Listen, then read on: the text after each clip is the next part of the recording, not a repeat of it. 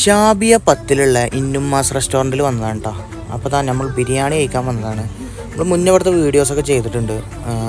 ഒരു വീഡിയോ ചെയ്തിട്ടുള്ളൂ തോന്നുന്നു കേട്ടോ. ഒരു ബീഫ് ബിരിയാണി ട്രൈ ചെയ്ത് നോക്കുന്നത്. അപ്പം നമ്മൾ ചിക്കൻ ബിരിയാണി ട്രൈ ചെയ്ത് നോക്കാൻ വന്നതാണ്. കൂടെ നമുക്ക് 3 ഐറ്റം എന്താ പറയുക ടച്ചിങ്സുകൾ തന്നിട്ടുണ്ട്.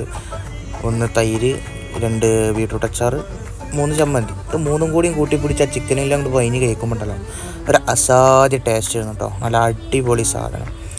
ഒരു ഹോംലി ടച്ചുള്ള സാധനമാണ്. പിന്നെ അതിൻ്റെ കൂടെ ഞാൻ ആവോലിൻ്റെ ഒരു മീനും മേടിച്ചിട്ടുണ്ട്.